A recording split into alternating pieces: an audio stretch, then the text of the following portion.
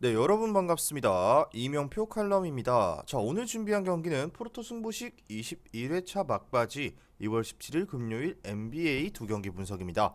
첫 번째 경기는 미네소타 팀버울브스와 워싱턴 위저즈의 경기고요. 두 번째 경기는 피닉스 선즈와 LA 클리퍼스의 맞대결로 준비했습니다.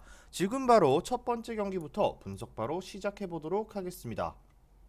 첫 번째 경기입니다. 미네소타 팀버울브스와 워싱턴 위저즈의 맞대결인데요. 먼저 미네소타부터 살펴보도록 하겠습니다.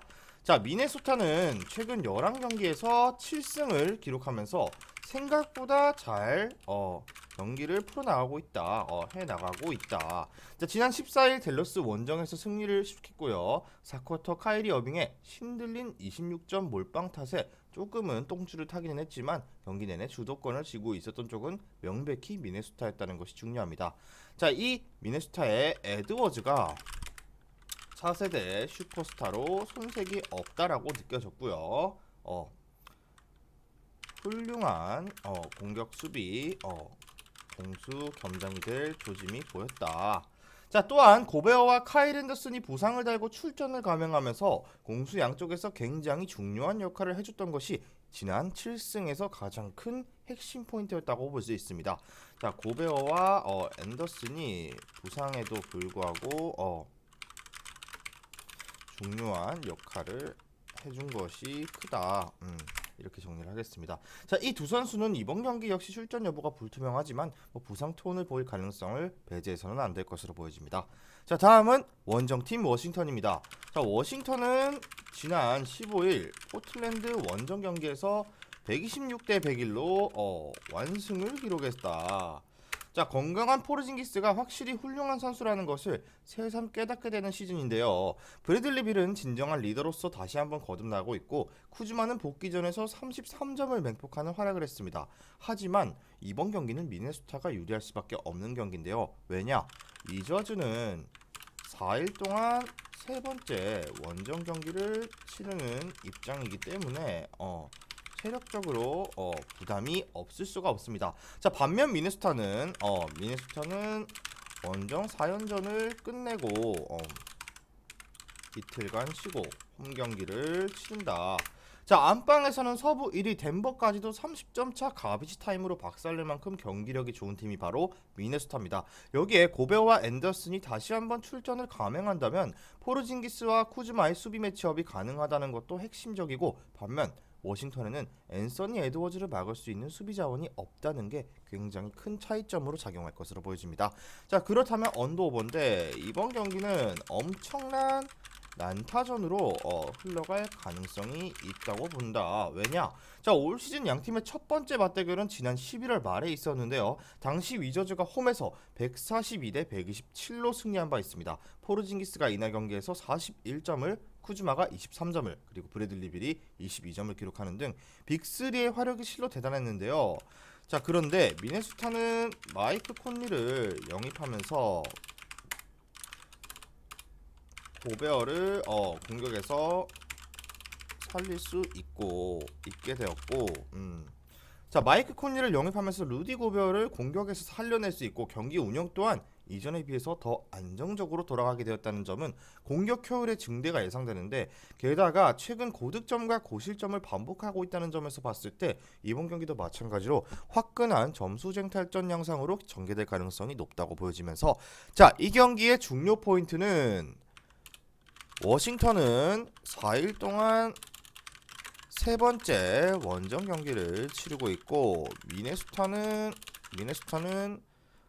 원정 4연전을 마치고 이틀 쉬고 홈 경기를 치른다.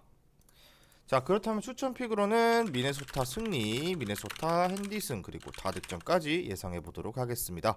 자, 바로 다음 경기 넘어가도록 할게요.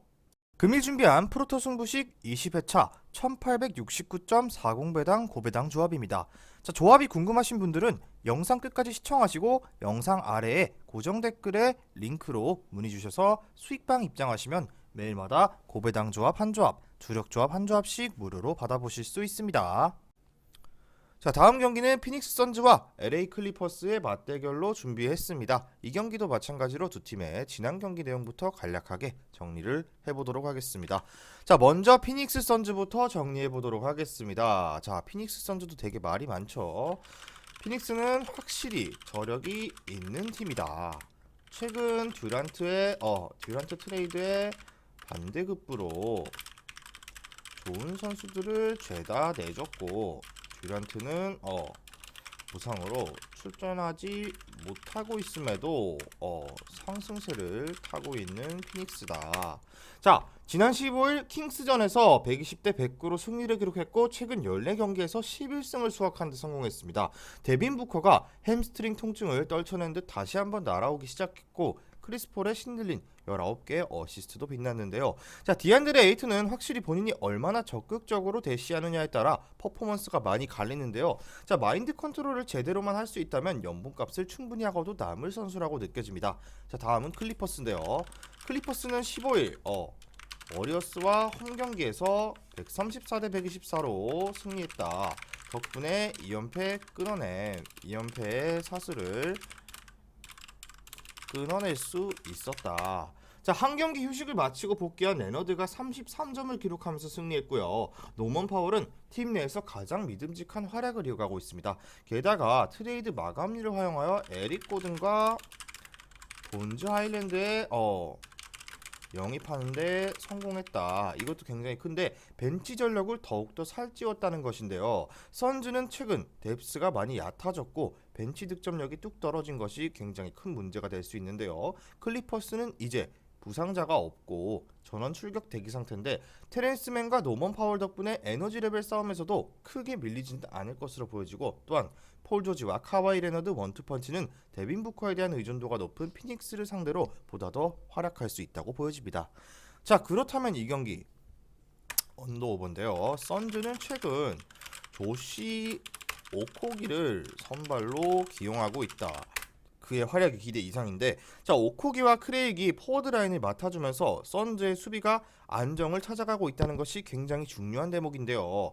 자, 피닉스가 최근 5경기에서 3차례나 상대를 109점 이하로 묶고 승리하는 데 성공한 가장 큰 주력이 바로 오코기와 크레이기 될 것으로 보여집니다.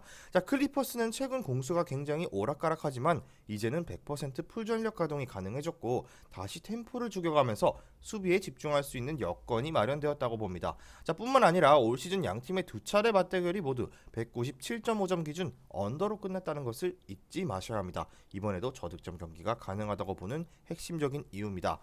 자, 클리퍼스는 100% 풀전력 가동이 가능해졌고 다시 템포를 죽이고 수비에 집중할 것. 거기에 피닉스도 오코기와 크레이그를 포워드라인에 배치하고 수비 안정감을 되찾아가고 있다. 따라서 언더의 가능성이 있는 경기다. 자, 이렇게 정리를 하고요. 중요 포인트로는, 자, 피닉스는 최근 계속해서 상승세를 이어가고 있지만 여전히 뎁스가 얇은 상태입니다 라고 정리를 하겠습니다. 그렇기 때문에 클리퍼스 핸디 승에 저득점 추천드리도록 하겠습니다. 자, 오늘 준비한 경기 분석은 여기까지고요. 최종 조합은 영상 하단의 고정 댓글에 링크로 입장하셔서 수익방에서 받아보실 수 있습니다. 수익방에서 주력조합, 고배당조합 한 조합씩 받아보셨으면 좋겠고요. 저는 내일 경기 분석으로 돌아오도록 하겠습니다. 미리 말씀드리지만 제가 프리뷰해드린 내용은 말 그대로 내용 분석입니다.